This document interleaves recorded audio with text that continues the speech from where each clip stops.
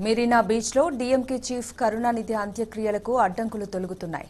బీచ్లో స్మారకాల నిర్మాణాలను వ్యతిరేకిస్తూ వేసిన పిటిషన్ను వెనక్కి తీసుకున్నారు ట్రాఫిక్ రామస్వామి. పిటిషన్ను విత్డ్రా చేసుకుంటున్నట్లు రాతపూర్వకంగా కోర్టుకు తెలిపారు. అటు తమిళనాడు ప్రభుత్వం కూడా తీర ప్రాంత నిబంధనల వల్ల మెరీనా బీచ్లో కరుణానిధి అంత్యక్రియలకు అనుమతి నిరాకరించినట్లు కోర్టుకు నివేదిక సమర్పించింది. మద్రాస్ హైకోర్టు చీఫ్ జస్టిస్ కాసేపట్లో దీనిపై నిర్ణయం వెలువరించనున్నారు. ఇక కరుణానిధి అంత్యక్రియల ఏర్పాట్లపై మరిన్ని వివరాలు మా ప్రతినిధి తిరుపతిని అడిగి తెలుసుకుందాం. తిరుపతి, చెప్పండి, కరుణానిధి అంత్యక్రియలపై దాఖలైన కేసు విచారణకు సంబంధించి మీ దగ్గర ఉన్న అప్డేట్స్ ఏంటి? గుడ్ మార్నింగ్ కవిత. ఏదైతే తమిళనాడు మాజీ ముఖ్యమంత్రి, అదేవిధంగా డిఎంకే సంబంధించినటువంటి అధినేతగా, అదేవిధంగా పేద బడుగు బలహీన వర్గాలకు ఒక సూర్యుడిగా ఉన్నటువంటి కరుణానిధి మరణం నిజంగా తమిళనాట విషాదాన్ని నెలకొంది. అయితే నిన్న సాయంత్రం ఆయన 6:10 మరణించినటువంటి విషయం తెలిసిందే. అయితే దాని తర్వాత మాత్రం ఒక్కసారిగా పరిణామాలు పూర్తిగా మారిపోయాయి. అప్పటి వరకు కూడా కొంతవరకు శోక సంద్రంలో ఉన్నటువంటి తమిళనాట మరొక కొత్త సమస్య ఏర్పడింది. అది ఈ కరుణానిధికి సంబంధించినటువంటి అంత్యక్రియలు ఎక్కడ నిర్వహించాలి, దాని తర్వాత స్మారకాన్ని ఎక్కడ నిర్మించాలన్నటువంటి అంశంపై మాత్రం అర్ధరాత్రి తర్వాత హైడ్రామా మొదలైనట్టుగా మనం చెప్పుకోవాల్సిన ఆస్కారం కూడా ఉంది.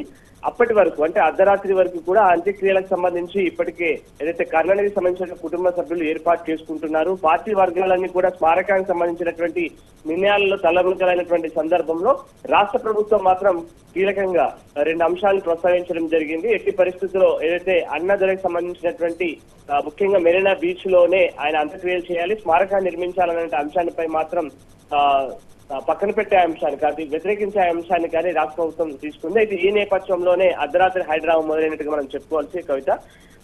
ఏదైతే మద్రాస్ హైకోర్టును మాత్రం వెంటనే స్టాలిన్ సంబంధించి కావచ్చు, లేకుంటే పార్టీకి సంబంధించిన వాళ్ళు కూడా ఆశ్రయించడం జరిగింది. ప్రధానంగా అంత్యక్రియలకు కావచ్చు, స్మారకాన్ని ఏర్పాటు చేసే దిశలో ముఖ్యంగా 5 పిటిషన్లు, ప్రధానంగా మాత్రం స్మారకానికి సంబంధించి 5 పిటిషన్లు మాత్రం మద్రాస్ హైకోర్టులో ఉన్నాయి. అదే సందర్భంలో ప్రభుత్వాన్ని సైతం అంతర్క్రియలను అడ్డుకుంటున్న నేపథ్యంలో వీటిపై కూడా కేసు దాఖలైనటువంటి పరిస్థితి కూడా ఉంది. అయితే నిన్న సాయంత్రం వరకు కూడా దీనికి సంబంధించి పూర్తి స్థాయి అర్ధరాత్రి 11:30 తర్వాత మాత్రం న్యాయమూర్తి కులివడి రమేష్ పూర్తి స్థాయిలో ఈ వివాదంపై విచారణ ప్రారంభించారు. అయితే అర్ధరాత్రి వరకు విచారణ కొనసాగిన ఎటు తేలినటువంటి నేపథ్యంలో ఈ రోజు ఉదయం 8 గంటలకు ఈ కేసును కూడా వాయిదా వేసే నిర్ణయం తీసుకున్నారు.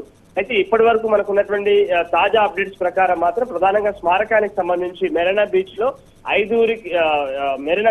కరుణానిధికి స్మారకం నిర్మించేటువంటి విషయాన్ని 5 వ్యక్తులు మాత్రం దాన్ని వ్యతిరేకిస్తూ పిటిషన్ దాఖలు చేయడం జరిగింది. అయితే కొద్దిసేపటి క్రితమే ఇందులో ముందుగా 8-10 కేసు ప్రారంభమైన కొద్దిసేపటికే ఇందులో 4 మాత్రం తమ పిటిషన్ వెనక్కి తీసుకున్నప్పటికీ ఒక రామస్వామి మాత్రం దీనిపై అబ్జెక్షన్ చేస్తూ వచ్చారు.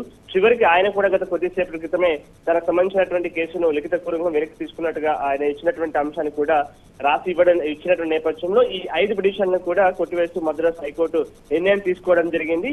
అయితే కీలకమైనటువంటి మరో అంశం మాత్రం పెండింగ్ లో ఉంది. అంత్యక్రియలు ఎక్కడ నిర్వహించాలనే అంశం మాత్రం ఇప్పుడు మరొక అంశంగా మాత్రం స్పష్టంగా కనబడుతుంది.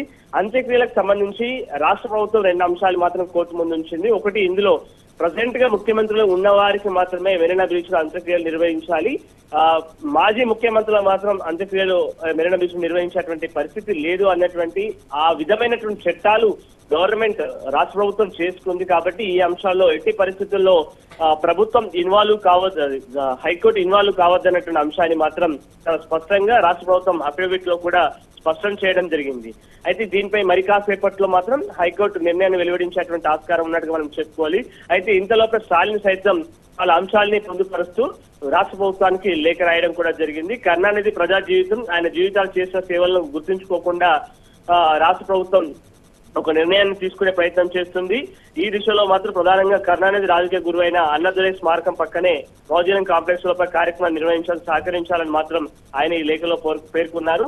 ప్రభుత్వం పేర్కొన్నట్టుగా మెరీనా బీచ్ లో కరుణా స్మారకానికి ఎలాంటి న్యాయపరమైన ఇబ్బందులు లేవని న్యాయమూర్తికి డిఎంకే తరపు న్యాయం కూడా వెల్లడించేటువంటి ప్రయత్నం కూడా చేశారు. అయితే దీనిపై మాత్రం ఇంకా ఒక క్లారిటీ రావాల్సినటువంటి ఆస్కారం కూడా ఉంది కవిత.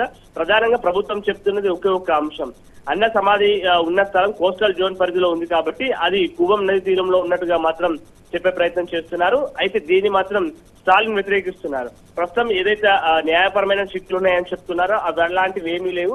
ఇదంతా కూడా కీలకంగా రాష్ట్ర ప్రభుత్వమే ఈ విధమైనటువంటి నిర్ణయాలు తీసుకునే ప్రయత్నం చేస్తుందని మాత్రం ఆయన చెప్పడం జరిగింది. ఇక్కడ మరొక అంశాన్ని కూడా జోడించే ప్రయత్నం చేశారు.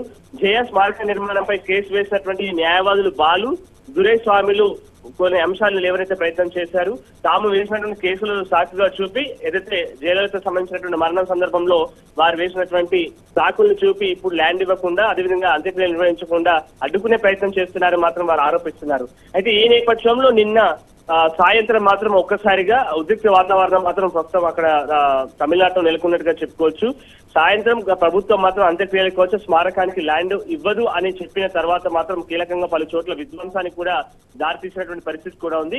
అయితే ఇప్పటి వరకు స్మారకానికి సంబంధించి ఒక లైన్ క్లియర్ అయినప్పటికీ అంత్యక్రియలకు సంబంధించినటువంటి ఏర్పాట్లలో ఇప్పటికే కుటుంబ సభ్యులు ఉన్నారు. మరి దానిపై మరి కాసేపట్లో కోర్టు తీర్పు కూడా రాబోతుంది. ఒకవేళ కరుణానిధికి సంబంధించిన అంత్యక్రియలకు మాత్రం మరీనా బీచ్ లో చేయవద్దు అన్నటువంటి ఆదేశాలను మాత్రం ఇస్తే మాత్రం మరొకసారి విధ్వంసం చెలరేగేటువంటి అవకాశం కూడా ఉన్న నేపథ్యంలో చాలా వరకు పోలీసులు కూడా పూర్తి స్థాయిలో భద్రతా ఏర్పాట్లు కూడా చేశారు.